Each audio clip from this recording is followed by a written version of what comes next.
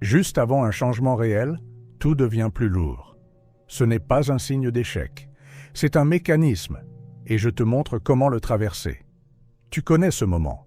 Tu avais commencé à y croire, pas avec euphorie, avec une certitude calme. Et soudain, quelque chose se serre. Le corps devient dense, les pensées deviennent épaisses. Le monde, lui, se met à ralentir, comme si l'air pesait davantage, comme si tout te demandait un effort de plus. Et c'est exactement là que la plupart des gens concluent « donc ce n'était pas pour moi ». Ils appellent ça du réalisme. Ils disent « je vois bien que ça ne marche pas ». Non, et c'est là que le piège commence. Ce que tu ressens, juste avant une percée, c'est souvent l'ancienne structure qui tente de se maintenir. Pas parce que l'univers est cruel, pas parce que tu es puni, mais parce que ton système, depuis des années, a appris une seule chose, rester cohérent avec l'ancien scénario. Imagine une porte qui n'a pas été ouverte depuis longtemps. Au début, tu pousses doucement et elle bouge. Puis, quand tu insistes, la résistance augmente. Pas parce que la porte se ferme, parce que tu touches enfin le point où elle était verrouillée. Le dernier mur ressemble à ça. Il ne se présente pas comme un ennemi spectaculaire.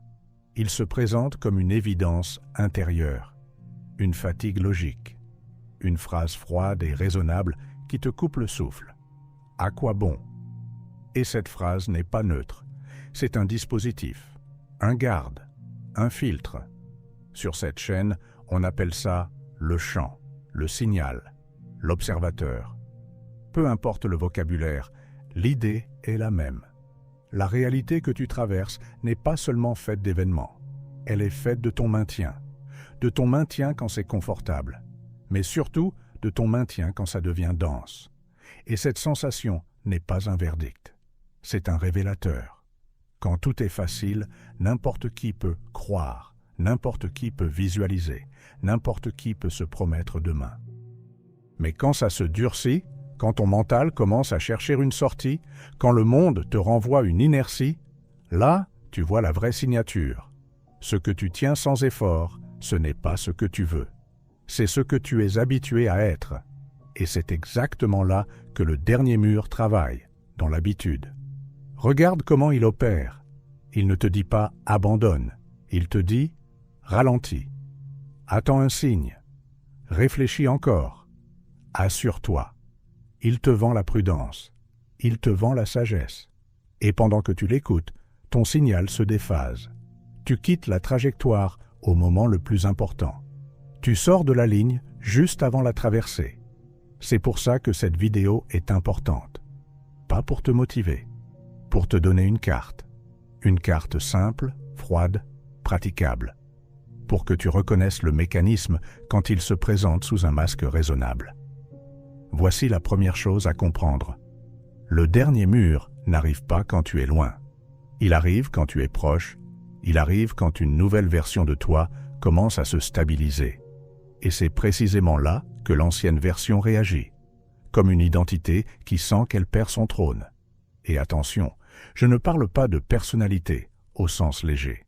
Je parle de la structure profonde, celle qui décide, sans ton consentement conscient, de ce qui est possible et de ce qui ne l'est pas. Celle qui protège ses limites, comme si c'était ta sécurité. Donc oui, plus tu approches d'un vrai basculement, plus cette structure peut produire de la densité, du brouillard, des complications, des microdrames, un besoin soudain de tout analyser. Ce n'est pas un hasard, c'est une réponse. Et si tu comprends ça, tu gagnes une chose immense. Tu arrêtes d'interpréter cette densité comme un message d'arrêt. Tu commences à la lire comme un seuil. Alors écoute bien. Il y a des signes très précis et surtout un protocole minimal, sans rituel et sans théâtre. Ce protocole n'a pas besoin que tu te sentes bien. Il n'a pas besoin que tu sois positif. Il a besoin d'une seule chose, que tu ne changes pas de roi au moment critique. Et tu vas sentir que toute la question se résume à une seule chose. Quand ça sert, qui tient vraiment le volant? Parce que ce mur n'est pas moral, il est mécanique. Je vais être direct. Le dernier mur est souvent un test de cohérence. Pas une punition, une mécanique. Il y a une loi silencieuse que tout le monde ressent, mais que peu de gens formulent. La réalité répond à ce qui se répète, pas à ce qui se souhaite. Elle répond à ce qui est stable, pas à ce qui est intense pendant 20 minutes. Et juste avant un changement, cette stabilité est attaquée. Pourquoi? Parce que ton système adore le connu. Même si le connu est douloureux, il est familier. Ton mental préfère un vieux plafond connu qu'une ouverture inconnue. Et au moment où l'ouverture devient réelle, il déclenche la défense la plus efficace, la confusion. Tu as déjà remarqué? Quand tu es sur le point d'agir, les pensées deviennent nombreuses. Quand tu es sur le point de changer, tu reçois soudain 1000 scénarios. Quand tu es sur le point de franchir un seuil, tu as envie de tout comprendre avant d'avancer. Ce n'est pas de la lucidité, c'est un frein. Le mécanisme est simple. L'ancien toi tente de récupérer le pouvoir en te ramenant à la fonction qu'il maîtrise le mieux. Analyser, douter, vérifier, retarder. Parce que l'ancien toi ne peut pas te battre sur la force, il peut te battre sur la friction. Et la friction, ça ressemble à quoi? Ça ressemble à une baisse d'énergie, une irritabilité, des signes contradictoires, et surtout une phrase qui coupe tout. Peut-être que je me fais des illusions. Écoute bien, cette phrase n'est pas une conclusion, c'est un interrupteur. Quand tu l'acceptes, tu reviens instantanément dans le couloir familier. Tu reviens dans l'ancien scénario. Tu redeviens celui qui attend, au lieu de celui qui traverse. Et c'est là qu'on doit parler du point le plus piégeux. Le dernier mur se présente souvent comme une urgence de validation, une envie de prouver que tu as raison, de demander à quelqu'un, de chercher une confirmation, de scroller, de contrôler, de tester encore une fois, comme si tu avais besoin d'un tampon autorisé avant de continuer. Pourquoi c'est dangereux? Parce que tu remets le centre à l'extérieur au moment exact où tu dois l'incarner à l'intérieur. Dans le langage du chant, tu changes d'émetteur. Tu passes d'un signal stable à un signal dépendant. Et un signal dépendant ne peut pas commander. Il peut seulement réagir. Alors, oui, la pression augmente. Et plus elle augmente, plus ton mental propose des solutions qui ressemblent à du bon sens. Repose-toi. Attends. Réfléchis. Sois prudent. Ces phrases peuvent être utiles dans d'autres contextes. Mais ici, juste avant une percée, elles sont souvent le masque d'un seul geste, interrompre la continuité. Parce que le champ, ou si tu préfères, la trajectoire, ne s'ouvre pas à celui qui a de bonnes idées. Il s'ouvre à celui qui maintient une ligne. C'est la raison pour laquelle des gens moins talentueux que toi obtiennent des résultats. Ils maintiennent. Ils ne négocient pas au moment du seuil. Ils ne cherchent pas à être rassurés. Ils avancent avec un calme presque froid. Et toi, tu peux apprendre ça. Pas comme une croyance, comme une technique. Je te donne une image. Tu es à 97%. Ce que tu cherches n'est pas à 0%. Ce n'est pas à 50%. Ce n'est même pas à 80%. C'est là, près de toi. Et c'est pour ça que le système réagit, parce que c'est réel maintenant. La majorité des gens perdent à 97% parce que le cerveau transforme la proximité en pression. Il rend le résultat trop important. Il rend la chute trop coûteuse. Il rend l'inconnu trop risqué. Et dans cette pression, ils font le geste fatal. Ils cassent le maintien. Alors, on va arrêter les grands discours et passer au concret. Il y a 3 marqueurs qui ne trompent presque jamais. Et c'est précisément comme ça que tu reconnais que tu n'es pas en difficulté, mais au seuil. Il y a une différence entre « c'est difficile » et « c'est le dernier mur ». Quand c'est juste difficile, tu es fatigué, tu as besoin d'ajuster, tu dois apprendre, tu dois corriger. C'est normal. Mais quand c'est le dernier mur, la difficulté a une signature particulière. Elle n'est pas seulement extérieure, elle est intérieure, presque intime, comme si quelque chose en toi essayait de t'arracher la main du volant. Je vais te donner 3 signes, pas des idées, des marqueurs que tu peux reconnaître sur le champ. Et si tu te reconnais, alors tu sauras que tu n'es pas en train d'échouer. Tu es en train d'arriver. D'abord, l'envie d'abandonner apparaît d'un coup, et elle a l'air raisonnable. Pas une crise émotionnelle spectaculaire. Non, une logique froide, Une phrase propre. Je vais arrêter, c'est mieux. Je me protège. Je ne veux pas me faire de faux espoirs. Et c'est ça le piège. L'abandon se déguise en maturité. Tu veux savoir pourquoi? Parce que ton mental connaît ton langage. Il sait comment te convaincre. Il sait que si l'abandon avait l'air lâche, tu résisterais. Alors, il le maquille en sagesse. Et tu sens cette sagesse comme un soulagement. Comme si tu respirais enfin. Comme si tu redevenais toi. C'est exactement l'effet recherché, te ramener dans l'identité familière. Celle qui ne risque rien. Ensuite, tu ressens un besoin urgent de vérifier, de contrôler si tu as raison, de chercher si ça marche, de confirmer si l'autre répond, de guetter si le destin t'envoie un signe. Ce besoin est un poison parce qu'il te place en position de demande au lieu de position de maintien. Le dernier mur adore ça parce que ça signifie « je ne suis plus l'origine, je suis le témoin qui attend ». Et au moment du seuil, attendre est une forme de recul. Pas dans la matière, dans le signal. Et surtout, tu es tenté de faire une petite exception. Et c'est la plus dangereuse de toutes. Une exception qui paraît innocente. Un petit compromis. Juste aujourd'hui. Juste pour souffler. Je reprendrai demain. Sauf que le chant, appelle-le comme tu veux, ne lit pas tes justifications. Il lit la continuité. Et c'est ça, le cœur du dernier mur. Il ne cherche pas à te faire tomber du haut d'une montagne. Il cherche à te faire sortir de la trajectoire de 2 mm. 2 mm suffisent pour manquer la porte. Ces 3 signes forment un trio. Abandon raisonnable, vérification urgente, petite exception. Si tu as les 3 en même temps, c'est presque toujours un seuil. Et je veux que tu entendes ça comme une libération, pas comme une pression. Ce n'est pas grave de ressentir ça. Ce n'est pas un défaut moral. C'est un mécanisme. La question n'est pas « est-ce que je ressens le dernier mur ?» La question est « est-ce que je sais quoi faire quand il se présente ?» Parce que voilà la vérité. Si tu ne sais pas quoi faire, tu répéteras la boucle. Tu vivras la même scène avec des décors différents. Tu t'approcheras, tu sentiras la pression, tu interpréteras la pression comme un message d'arrêt, et tu retourneras à zéro. Mais si tu sais quoi faire, cette sensation devient un panneau. Un panneau qui te dit « Tu es au bon endroit, ne change pas de droit ». Et maintenant, la question n'est plus « pourquoi ». La question c'est « qu'est-ce que tu fais exactement quand ça apparaît ?» Je vais te le dire comme je le dirais à quelqu'un que je veux protéger. Au seuil, tu n'as pas besoin de plus de pensée. Tu as besoin de structure. Le dernier mur est une tempête mentale. Donc, tu ne combats pas une tempête avec des arguments. Tu la traverses avec un cap. Voici le protocole 97%, dans cet ordre. Et surtout, fais le même si tu n'as pas envie. Parce que l'envie est souvent l'outil du mur. Geste 1. Nommer la phase. Pas pour faire joli, pour casser l'hypnose.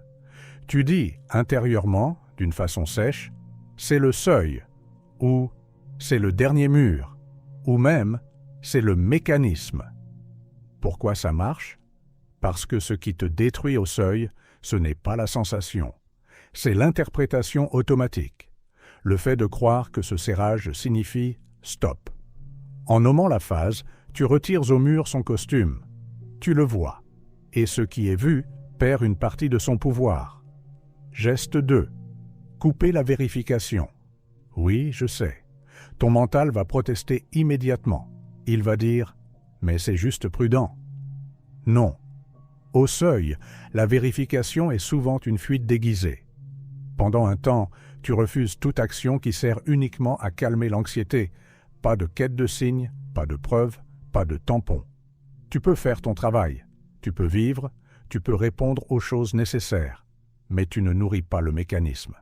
Tu lui retires son carburant. Geste 3. Un acte stable. Un seul. C'est là que les gens se trompent. Ils croient qu'il faut tout changer pour traverser. Non, il faut maintenir une unité. Tu choisis un acte minuscule, mais non négociable, qui prouve une seule chose. Je reste dans la ligne. Pas 10 actes. Un acte. Ça peut être une action de création, une décision tenue, un message envoyé, un rendez-vous honoré, un geste qui te relie à ton objectif réel. Pas un geste pour te rassurer, un geste pour confirmer l'identité qui traverse. Et attention à ça, l'acte stable ne doit pas être spectaculaire. Il doit être répétable, parce que le chant lie la répétition.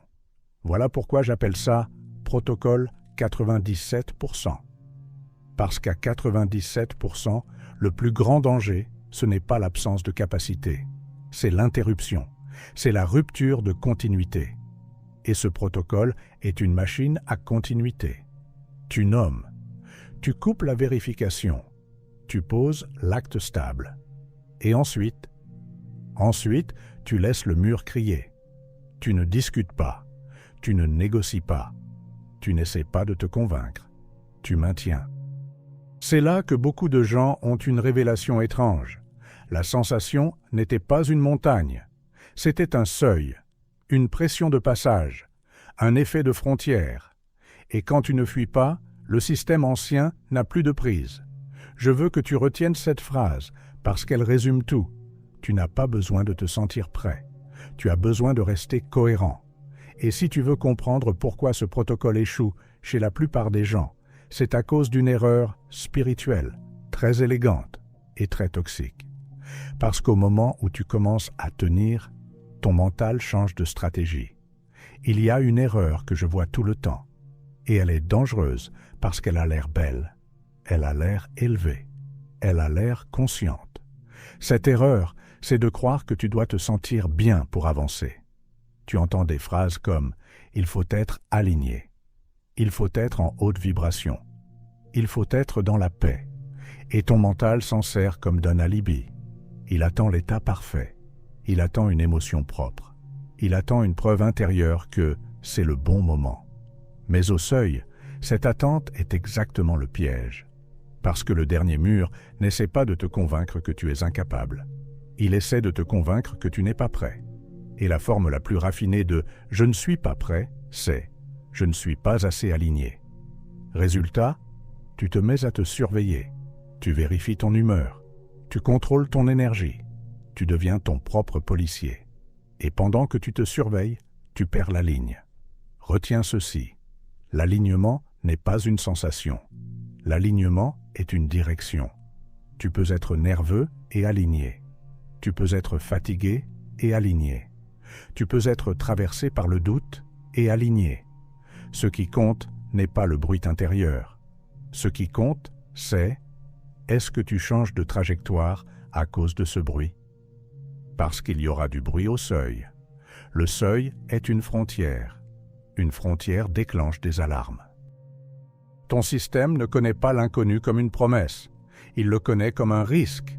Et donc, il sonne. Et c'est là que l'erreur spirituelle te détruit. Tu prends l'alarme pour une vérité. Tu dis « je sens que c'est lourd, donc ce n'est pas bon ». Alors qu'en réalité, tu sens que c'est dense parce que tu touches un verrou. Tu sens le frottement d'une porte qui cède. Tu sens la dernière résistance d'un ancien rôle. Le dernier mur adore cette confusion parce qu'elle te pousse à chercher un état au lieu de tenir une décision. C'est pour ça que le protocole 97% est froid. Il ne te demande pas d'être lumineux. Il ne te demande pas d'être zen. Il te demande d'être stable. Et la stabilité a une beauté que peu de gens respectent. Elle est silencieuse. Elle est simple. Elle ne se filme pas. Elle ne se justifie pas. Elle ne fait pas de discours. Elle maintient. Maintenant, écoute bien parce que je vais te donner la variante la plus subtile de cette erreur. Tu te dis « je vais lâcher prise ». Et tu crois que lâcher prise veut dire « lâcher la ligne ». Non, lâcher prise au seuil ne veut pas dire abandonner. Lâcher prise veut dire arrêter de négocier avec le mur, arrêter de supplier, arrêter de vérifier, arrêter de demander des garanties et continuer. Tu vois la différence ? C'est immense. Le dernier mur te vend l'abandon sous la forme de la sagesse. Et si tu ne vois pas ce déguisement, tu l'appelles spiritualité, alors que c'est un recul. Garde cette phrase. Je n'ai pas besoin d'un état. J'ai besoin d'une ligne. Répète-la comme une décision, pas comme une affirmation magique. Et là, le mur tente souvent un dernier coup. Te parler à travers des signes. Parlons-en. Au seuil, quelque chose de très étrange arrive. Le monde semble te parler. Des coïncidences, des messages, des retards, des opportunités, des petits chocs. Et tu peux vite tomber dans une obsession, interpréter tout comme un signe.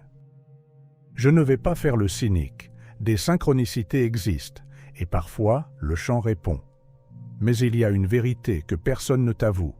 Au seuil, même les signes peuvent être utilisés par le dernier mur. Comment ? Très simple. Il te donne un signe qui t'oblige à rompre la continuité. Un exemple, tu vois quelque chose qui te fait douter. Tu lis une phrase, tu tombes sur une vidéo, tu reçois un message ambigu, et ton mental saute dessus. Tu vois, ce n'est pas le moment. Tu vois, ce n'est pas sûr. Tu vois, c'est un avertissement. Et tu changes de trajectoire. Voilà la règle. Si un signe t'arrache de ta ligne, alors ce n'est pas un signe qui t'ouvre. C'est une diversion. Voici le test le plus simple. Tu peux l'utiliser à chaque fois que tu es tenté de vérifier, d'attendre, de reculer, de faire une exception. Tu poses la question suivante, très sèchement. Ce geste nourrit-il mon futur ou nourrit-il mon ancien scénario ? Et tu réponds sans négocier. Si le geste nourrit ton futur, il a une qualité particulière. Il te rend plus stable, plus clair, même si ça fait peur. Il te fait avancer d'un pas, même petit. Si le geste nourrit ton ancien scénario, il te donne un soulagement immédiat, une détente, une impression de sécurité. Mais derrière, il y a un goût, celui du retour au même. Tu connais ce goût. C'est le goût de « je vais rester comme avant », mais je vais appeler ça une décision intelligente. Le dernier mur adore le soulagement immédiat, parce qu'il ressemble à la paix. Mais ce n'est pas la paix, c'est la fermeture. Ce test te rend dangereux pour le mécanisme, parce qu'il coupe la magie noire de l'auto-justification. Maintenant, je veux que tu l'appliques à 3 situations concrètes que presque tout le monde vit à 97%. Première situation.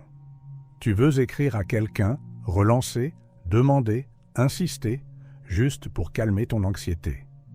Demande-toi, est-ce que tu fais ça pour calmer ou pour avancer ? Si c'est pour calmer, c'est l'ancien scénario. Si c'est un acte posé, propre, aligné avec ta ligne, c'est le futur. Deuxième situation. Tu veux consommer encore du contenu, encore une méthode, encore une explication, encore une vidéo, parce que tu te sens incertain.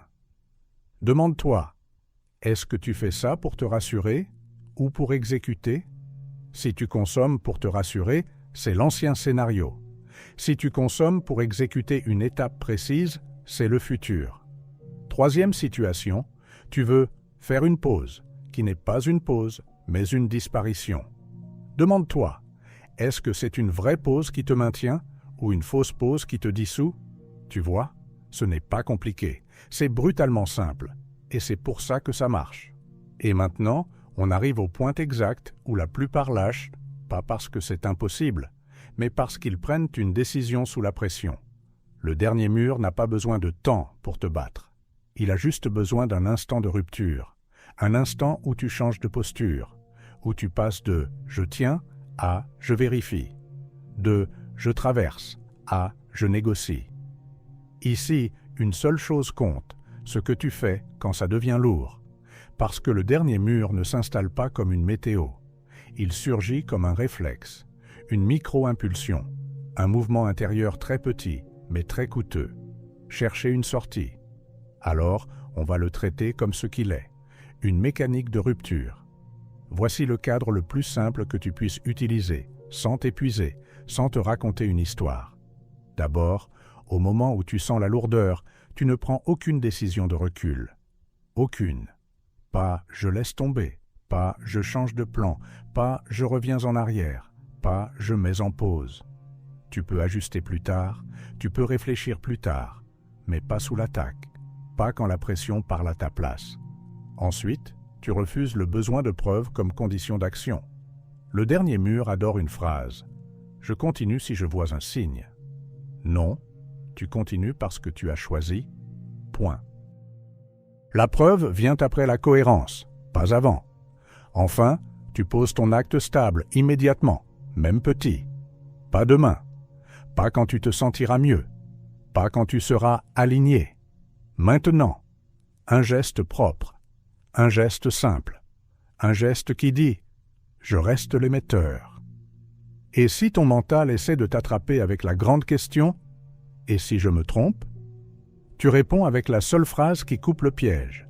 « Je n'ai pas besoin d'être rassuré pour rester cohérent ». Tu vois ce qu'on fait? On ne combat pas le mur. On lui retire sa nourriture.